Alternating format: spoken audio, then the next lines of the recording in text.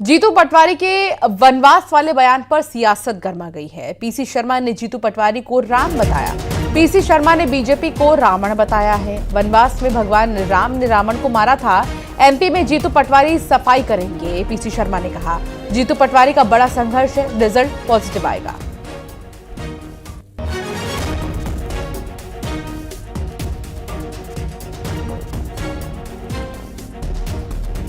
तो पीसी शर्मा ने जीतू पटवारी की तुलना श्री राम से की है और बीजेपी की तुलना रावण से की है।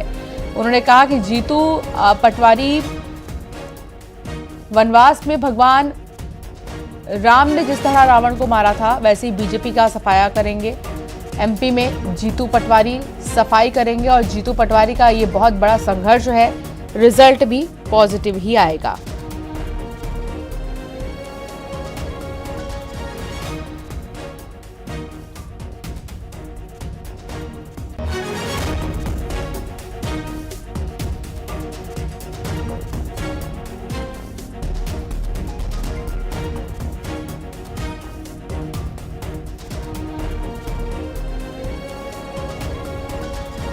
ये जीतू पटवारी जी का मंतव्य यही है कि वनवास में रह के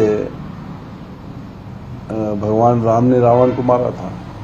आज जो परिस्थितियां हैं मध्य प्रदेश में उसी तरह इंगित कर रही है, इसलिए ये सब का सफाया करेंगे तभी ये वनवास खत्म होगा। वासु चौरे संवाददाता हमारे साथ जुड़ गए हैं। वासु, पीसी शर्मा ने तुलना की है जीतू पटवारी की श्री राम से और कहा है कि जिस तरह वनवास में भगवान राम ने रावण को मारा था, एमपी में जीतू पटवारी भी सफाई करेंगे। अब क्या मायने निकाले जाए उनके इस बयान के? आने वाले चुनाव को लेकर बहुत ही ज्यादा कॉन्फिडेंस में है कांग्रेस। बिल्कुल, देखिए मध्य प्रदेश में चुनाव हालांकि अभी दूर है, लेकिन लगातार जो सियासत है वो गरमाई हुई है और चूंकि जब एक बड़े राज्य में चुनाव होता है तो फिर कई सारे समीकरण होते हैं और बहुत पहले से तैयारियां शुरू हो जाती हैं। कांग्रेस लगातार संगठन पर काम कर रही है।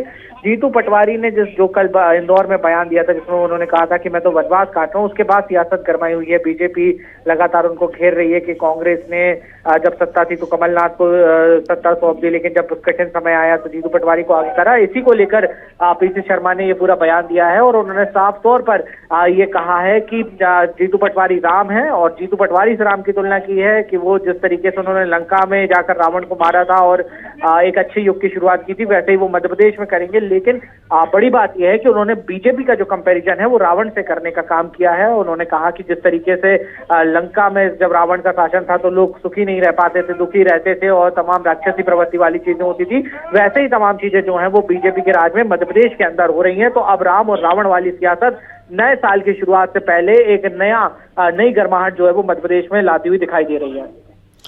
एक तरफ हमने देखा मुकेश नायक का इस्तीफा और इसके पीछे बहुत सारी बातें हो रही थी कि हो सकता है कि नए चेहरों को जो मौका दिया जा रहा है या पार्टी की कमान दी जा रही है उससे नाराजगी है अनुभवी चेहरों में जो पुराने नेता है पार्टी के। तो दूसरी तरफ इतना विश्वास पीसी शर्मा का जीतू पटवारी पर, दो अलग विचारधारा एक ही पार्टी में।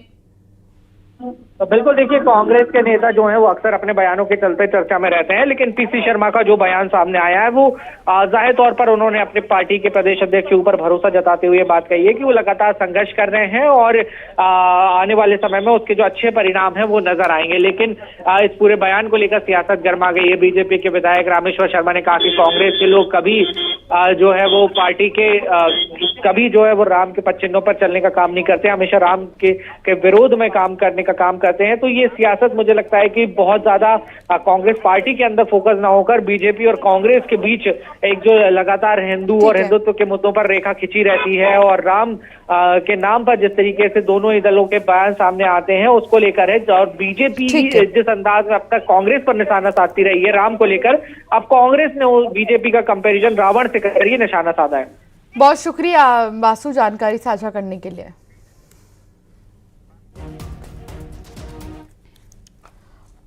और चलिए अब एक नजर सुपरफास्ट खबरों की ओर।